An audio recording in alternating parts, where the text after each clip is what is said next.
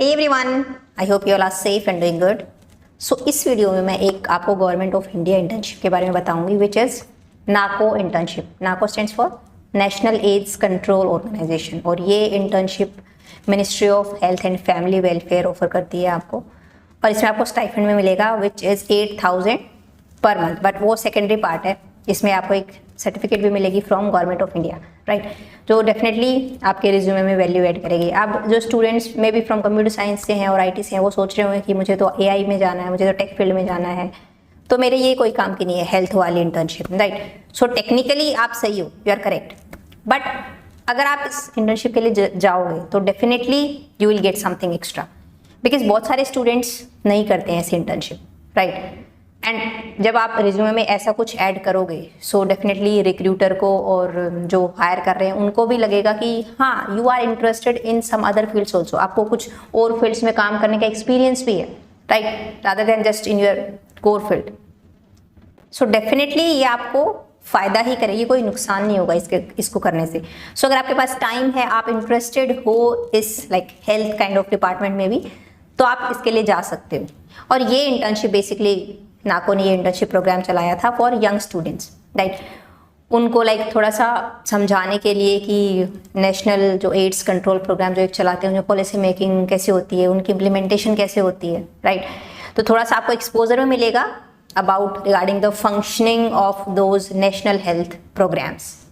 सो इसके कब इसके लिए अप्लाई कर सकते हो आप? एनरोलमेंट इस इंटर्नशिप के लिए through out the year open है, कभी भी आप अप्लाई कर सकते हो. बट एक पॉइंट है कि एक फाइनेंशियल में, मतलब एक ईयर में आप एक ही बार अप्लाई कर सकते हो, एक स्टूडेंट एक ही बार अप्लाई कर सकता है, उसके बाद आप नेक्स्ट ईयर अप्लाई कर सकते हो इसके लिए, ठीक है.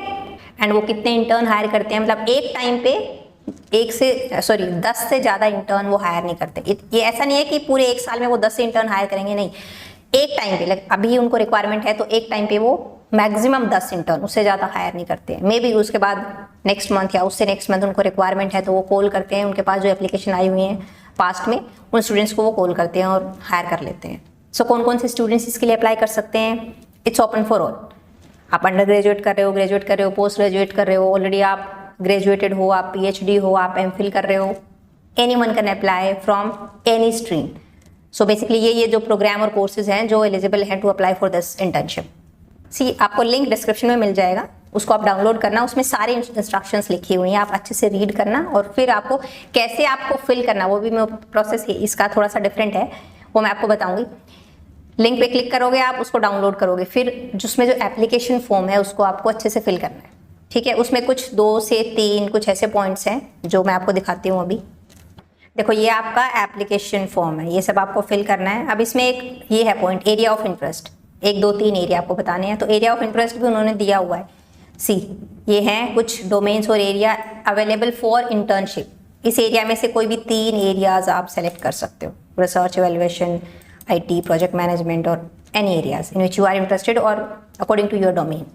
उसके बाद एक पॉइंट है, अब उसमें क्या करना है आपको इंटर्नशिप के टाइम पे, आपको एक प्रोजेक्ट पे काम करना है, कुछ रिसर्च करनी है, एनालिसिस करना है और लास्ट में एक प्रोजेक्ट रिपोर्ट भी सबमिट करनी है, ठीक है. तो किस प्रोजेक्ट पे आपका टॉपिक क्या होगा, प्रपोज्ड टॉपिक, उस पर एक सिनॉप्सिस भी लिखना है आपको, ठीक है. वो भी आपको इनका जब आप सबमिट करोगे ये एप्लीकेशन फॉर्म उसके साथ ही भेजना है और वो मैंडेटरी है.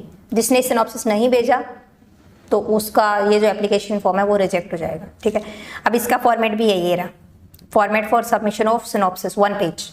क्या टाइटल होगा आपके इंटर्नशिप के प्रोजेक्ट का, ठीक है, क्या रिक्वायरमेंट है, क्या ऑब्जेक्टिव है, क्या आप मेथोडोलॉजी, रिसर्च मेथोडोलॉजी, क्या टूल्स आप यूज़ करोगे उस प्रोजेक्ट को बनाने के लिए. जैसे नॉर्मली आप प्रोजेक्ट बनाते हो BTech में, उसमें सबसे पहले सिनॉप्सिस आप देते हो ना, वैसे ही 1 पेज का सिनॉप्सिस देना है. एक और इम्पॉर्टेंट पॉइंट है जो ये है, आपको एक ऐसे टाइप लिखना है, नॉट मोर देन 500 वर्ड्स, जिसमें आप बताओगे कि आपको इस इंटर्नशिप करने से क्या फ़ायदा होगा और जो NACO है उसको क्या फ़ायदा होगा अगर आपको वो सेलेक्ट करते हैं, तो वो आपको एक ऐसे टाइप लिखना है, ठीक है. सो उसका भी इन्होंने दिया हुआ है, जैसे ये रहा, ठीक है. इस पेज पे आपको नॉट मोर देन 500 वर्ड्स वो ऐसे टाइप लिखना है और वो भी सेंड करना है, ठीक है.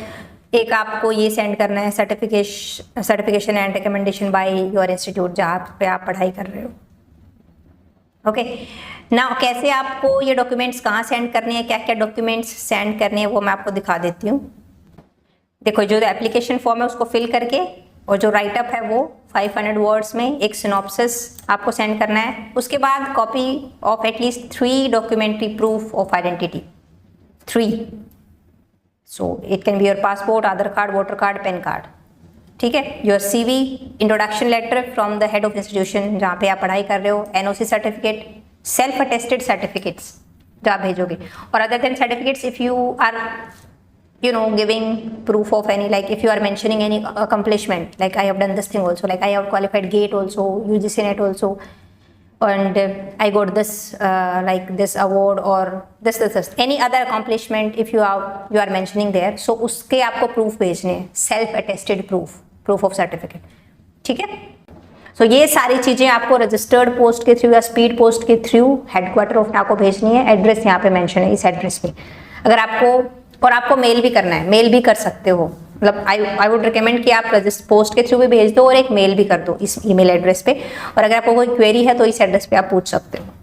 उसके बाद वो अगर आप सेलेक्ट हो गए तो इंटरव्यू के लिए कॉल करेंगे। मे बी आपका फेस टू फेस इंटरव्यू होगा या टेलीफोनिक इंटरव्यू होगा या स्काइप पे इंटरव्यू होगा।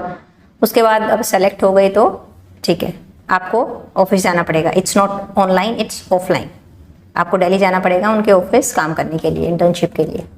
और एक और इम्पॉर्टेंट पॉइंट, आपको ये जो एप्लीकेशन है आपकी 1 महीने पहले एटलीस्ट उनके ऑफिस पहुंच जानी चाहिए।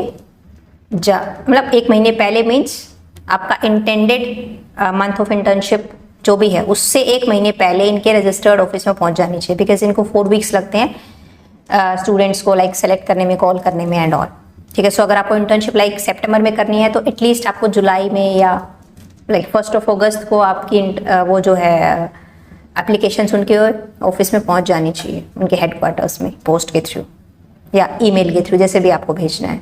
आपको स्टाइपेंड में मिलेगा 8000 पर मंथ, बट आपको सबमिट करना है लास्ट में क्या, एक report, internship report. So basically किस प्रोजेक्ट पे आप काम करोगे वो सिनॉप्सिस तो आपने भेज ही दिया, अब उस प्रोजेक्ट की रिपोर्ट लास्ट में आपको सबमिट करनी है। सो वो रिपोर्ट आपकी एक्सेप्ट हो गई उसकी आपकी परफॉर्मेंस के अकॉर्डिंग, उसके बाद आपको सर्टिफिकेट मिलेगा लास्ट में फ्रॉम गवर्नमेंट ऑफ इंडिया, और स्टाइपेंड भी बाद में ही मिलेगा।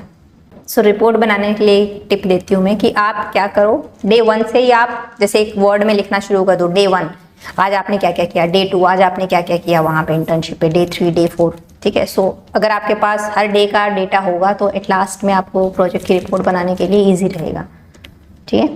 सो एप्लीकेशन फॉर्म का लिंक आपको डिस्क्रिप्शन में मिल जाएगा, आप लिंक पे क्लिक करो, उस पे से डाउनलोड करो वो एप्लीकेशन फॉर्म, सारी इंस्ट्रक्शंस भी वहाँ दी हुई हैं, उनको पहले रीड आउट करो अच्छे से, एप्लीकेशन फॉर्म को भरो, उसके बाद सेंड कर दो। सबको लगता है कि इस टाइप की वीडियो आपके लिए हेल्पफुल है, so let me know in comment section. अगर आपको और ऐसी इस टाइप की वीडियो चाहिए तो वो भी मुझे कमेंट में बताओ। I will try my best to upload these kind of videos in Hindi. So इस वीडियो के लिए इतना ही, मिलते हैं नेक्स्ट वीडियो में। Till then bye bye, take care.